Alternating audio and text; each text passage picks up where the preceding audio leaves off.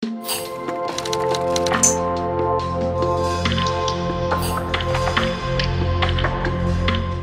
you for joining us today. Today we're talking with Professor Juan Antonio Fernandez and Professor Lori Underwood about a new book they've written entitled China CEO 2. Professor Fernandez is an Associate Dean, Professor of Management, and the Director of the MBA program here at CEIBS. Professor Underwood is an alumna from the MBA class of 2002 at CEIBS. She's also a Senior Consultant at Sino Associates Global and a Senior Associate Professor of Management at Xi'an Jiaotong Liverpool University in Suzhou. So thank you both for taking the time to join us today. Juan, I'll start with you with the first question. As the title of your book suggests, China CEO 2 is actually a bit of a follow-up to a book that the two of you wrote back in 2006. Can you just start by giving us a bit of background on that book and what it was about? Well, that was 2006 was basically the beginning of all these multinationals coming to China. At that time, they didn't have any book that have the perspective of these companies working in China. So Lori and I decided to start this project together. We interviewed a total of 20 CEOs. Many of them were the pioneers. They opened the operations in China. Like I remember the guy from Siemens. He was working in one of these friendship hotels in Beijing, or the CEO of L'Oreal. He was working also in a hotel room with a secretary and starting the operation of L'Oreal. It was a different time, very different time.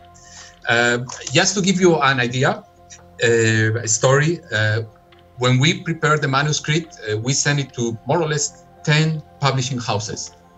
All of them said no. I remember that Harvard said, we don't do interview books.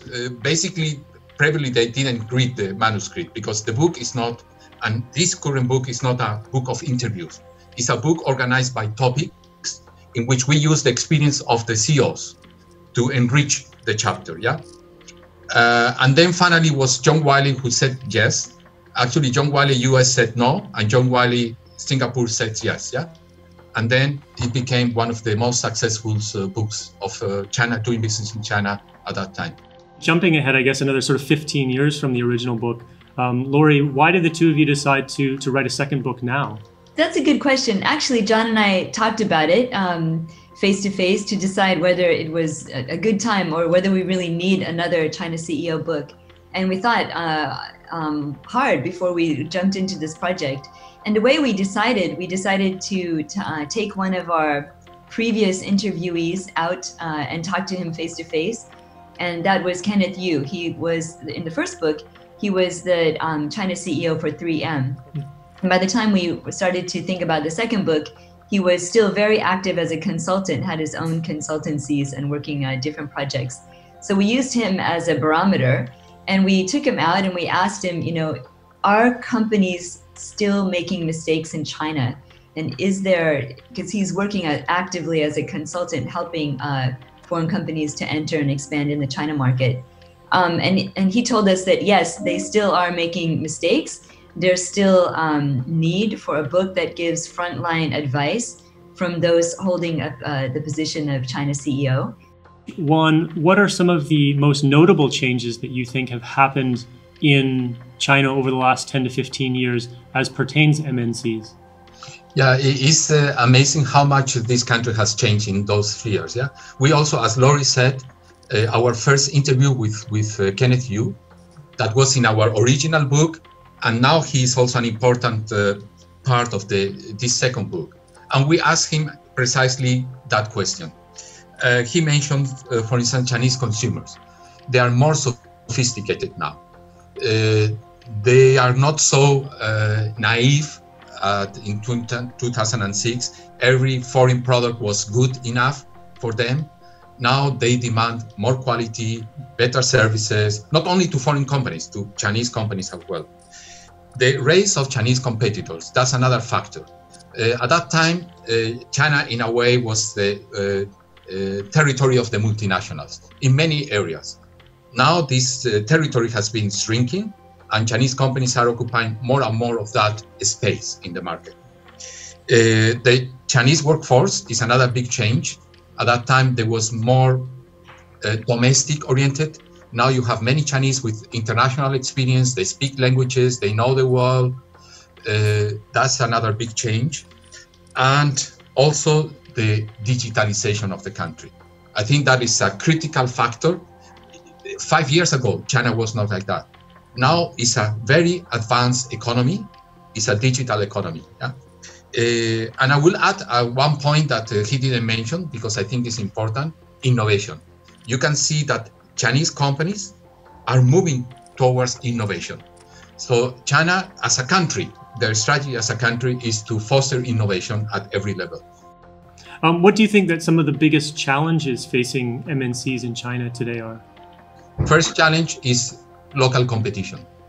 Chinese companies are becoming stronger. In some areas, like in digital, they are more advanced than many of these multinationals. So multinationals are learning from them. You know, that is one thing. And of course, the Chinese consumers, they are more demanding, more sophisticated. Of course, they still find multinational brands attractive, but this is one thing that might change in the future. Okay.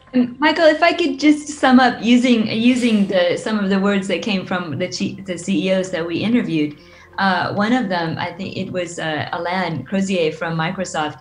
He told us that if he summed up the difference between then and now, 2006 and 2020, it used to be that he was telling his headquarters back in the US that China is different. You need to do things differently in China. But now he's telling his headquarters China's first. So we're doing things in China, experiments, innovations, and then seeing what works in the China market, and we're bringing those to other markets around the world. Do you think there's any way in which, or anything that's unique about China that sort of sets it apart from other maybe markets in which foreign MNCs operate? Well, the first thing is the size of the market. I mean, there is no market like this in the world. You can think of India, yeah, but it's not so developed, advanced as the Chinese market. China is 20% of the world population. So if you are successful here, you are successful anywhere, yeah? And then the second factor is the point I mentioned before, digital. China is a highly digitalized economy. People that here, they don't use money anymore. Everything is through phone, everything is online. It's so competitive and dynamic. I remember that the CEO of IKEA told me that now their competitors are anywhere in China. Any small factory, furniture can compete against IKEA because now this distance are disappear because the online business. Laurie, I know for this book you interviewed about 25 top CEOs and executives and other consultants. How did you go about selecting the people that you interviewed for this book? For both the first book and the second book, we wanted to interview a wide spectrum of different multinational companies and the people's leading them. So that was the scope of the book. We're going to talk to whoever it is who has the name card China CEO. And in the first book, that was 20 multinational companies. In the second book, 25. So between the two books, we did keep some of them, the companies the same. About 1/3 of them are the same from the first to the second book. And in that case, we chose, those companies that are still very strong, still very active and successful in China. But then we thought of so many new ones that have, emerged in the forefront today. So the goal was to have a real mix of industries. And so that's why you've got everything from Coca-Cola to, Victoria's Secret and everything in between, car companies, computer companies, a really big mix. And also we wanted diversity in the country of origin. So we've got American companies, European, we have Sony from Japan, we have Tata from India. How is the set of CEOs and executives that you interviewed for China CEO 2 different from those that you interviewed 10, 15 years ago? I think this is one of the most exciting changes. So as a woman, I'm really happy to explain one of the biggest differences in more gender diversity. So in the first book, we tried very hard to find a China CEO who was female running a big multinational company in China, and we couldn't find one. We did have some consultants who were females, but not the China CEO. But this time, out of 25 CEOs, 4 of them are women. And incidentally, all 4 of them are either Chinese citizens or ethnically Chinese. So that's also an interesting trend. And also in the first book, among the 20 CEOs, all of them were not Chinese citizens. So only one of them was born in China and later changed his citizenship to the US. But in the second book, 7 of the CEOs are Chinese nationals. So that's another big change. And it changed the advice that we gave as well. The first book was really for non-Chinese, learning how to lead big teams and big operations in China. And now we still have advice for that category, but we also have a lot of advice for Chinese nationals who are now leading big multinational companies and what skill set they need in order to take that top executive role. If I might add as well, the interviews with these female CEOs, Chinese, all of them Chinese, we were very impressed by the level, and the competency. Very, very interesting. How do you think things have changed in the last 10 to 15 years in terms of how CEOs or executives sort of view China, I guess in terms as kind of a career advancement or a career stop? And sort of moreover, why do you think that China is such an important place for executives to experience for themselves? One of the big changes is that, overall, we can sum up by saying that China's position in the world has really changed in this past 15 years. So China was important in 2006, but it's, risen in its profile in terms of diplomacy, in terms of economics, and in terms of the digital transformation. So all of those things have made China a very different assignment for a multinational company. Overall, we saw a trend where in the past, the China CEOs who we interviewed, some of them were kind of very senior but ending their career. And in general, we saw that more of the CEOs we interviewed now were younger. They're in the middle of their career. And in fact, we had several CEOs tell us very clearly that China now is basically a must-have placement for anyone who wants to take a really top global position. They have to have led China for a few years before they can do that. And we saw some of our CEOs actually make that jump. So one of them was the L'Oreal China CEO, Stefan Renderknecht. When we interviewed him, he was the China CEO. And by the time we finished editing the book, he had risen to a global position and had moved into that spot. So he definitely is a good example of that trend that shows the importance of China today. So unfortunately, we don't have time to dive into all of the material in the book, but I do want to take the time to highlight at least one chapter, in particular the one that you've entitled China's Changing Talent Pool. So one, how has China's talent pool changed in the last 10 to 15 years? And what can businesses here do to ensure that they're keeping up with those changes and continuing to attract and retain some of the top talent available? Yeah, the pool has grown. If you compare 2006, this type of Chinese with language, English language and international experience ready to work for multinational was relatively limited. Yeah. Today, that pool is bigger, also because of all the Chinese that went and had received education outside of China, US, Europe. But still, because the demand has grown so much, there is a struggle to get talent in companies. Not only multinationals, but Chinese companies are demanding these people.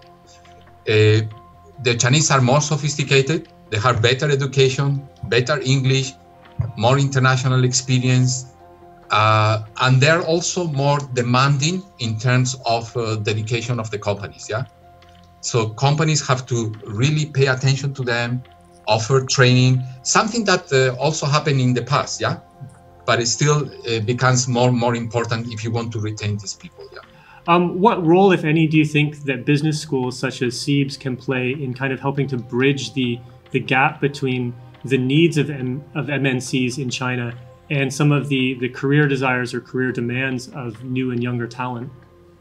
I think we play a very important role. I'm the director of the MBA, so I'm dealing with the young talent like Lori, that is one of our graduates. But of course, our output is only 180 people every year. It's very limited. Yeah. Other parts of CEIBS, they have a EMBA that provides education to Chinese middle managers and some top managers. And there the impact is bigger, yeah?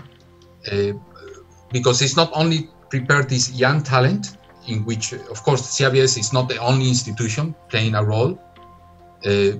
We cannot forget those young talents that are coming from other countries, but also the generation of Chinese that perhaps don't speak English.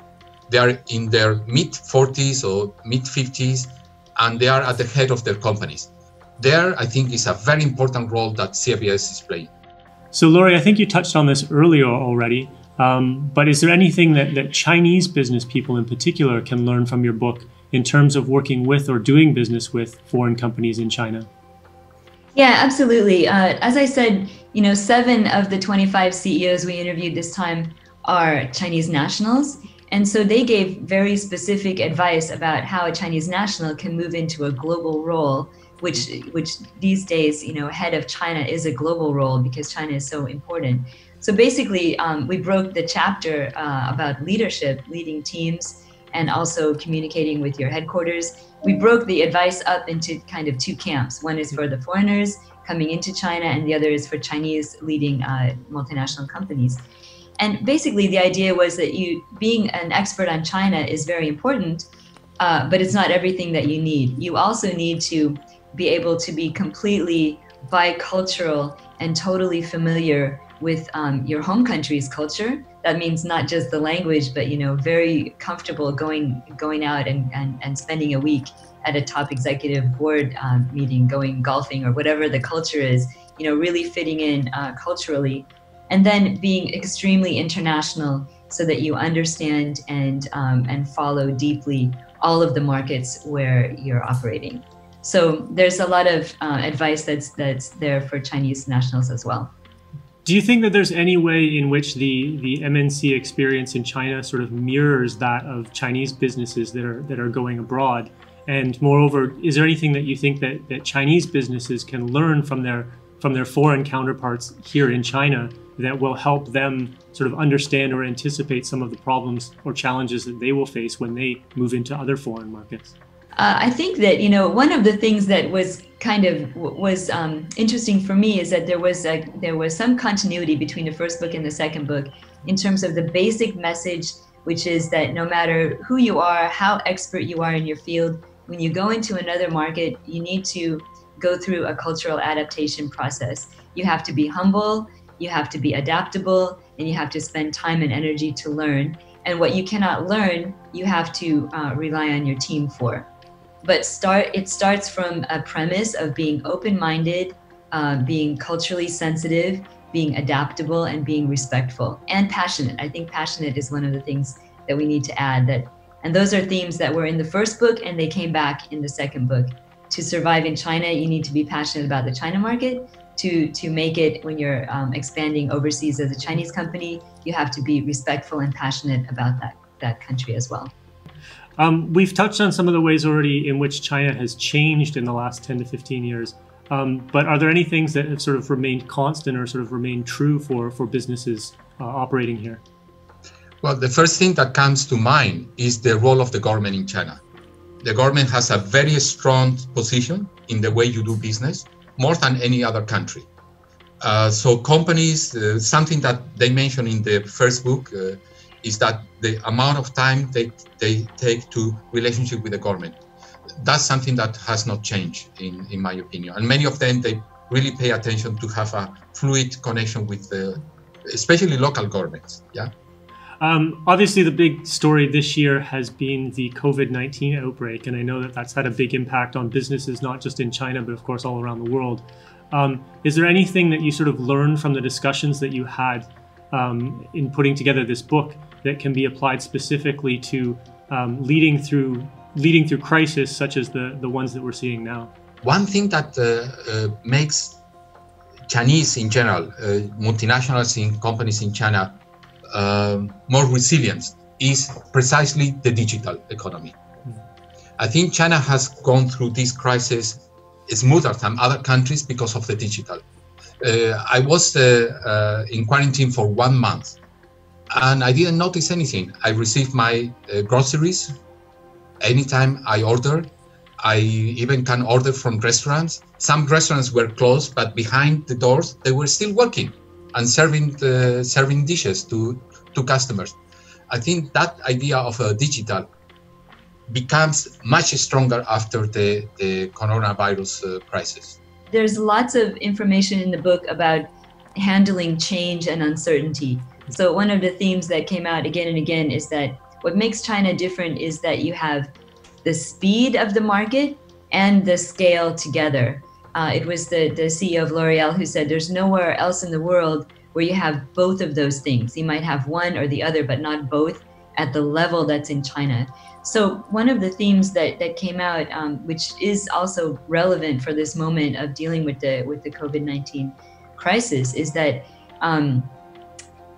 the CEOs told us basically you need to do your best to understand. Obviously, you need an excellent team and great resources of information. But at the end of the day, it comes down to a lot of times the top decision maker taking a stand and leading the team as best they can, and being a strong and decisive leader. So I think that pertains to this situation where there's a lot of uncertainty. The situation's changing daily. Looking ahead, what do you anticipate will be some of the biggest changes that companies will experience in China in, say, the next 5 to 10 years?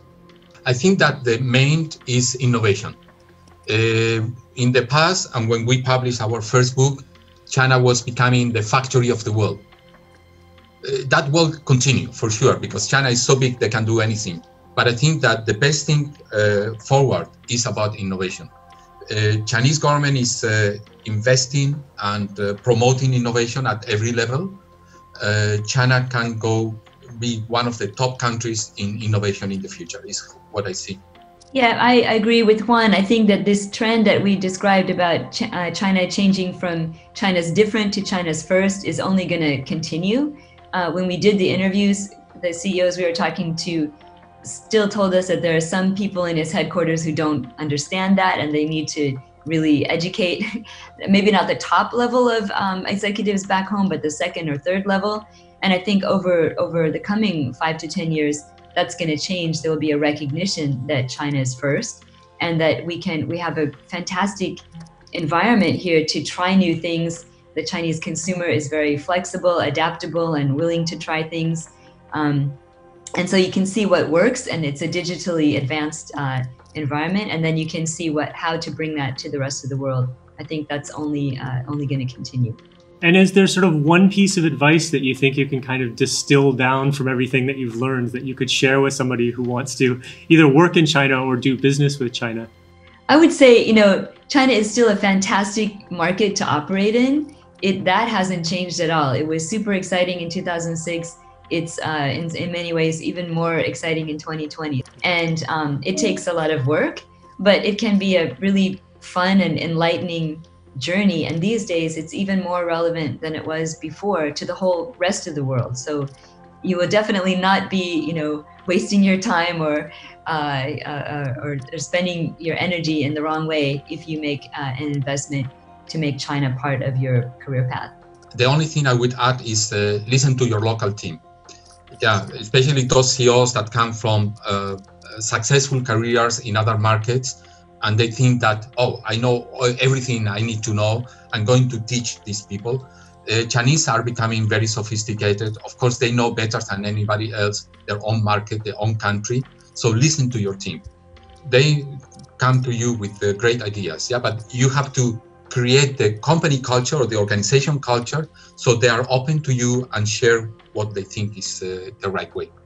And finally, is there anything else that either of you would like to sort of mention or add about the book? Laurie? Anybody who wants to know when the book launch events are coming up, come and find me on LinkedIn.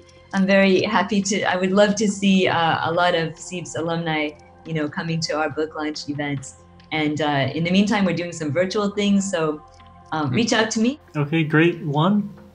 Well, I say that when all this crazy time is over and we go back to normal, I think this is a very useful book for many companies to do business in China. Okay, great. Thank you. So thank you again both for taking your time to discuss the book with us. And of course, congratulations on the publication of China CEO 2. Thank you. Thank you. Bye-bye.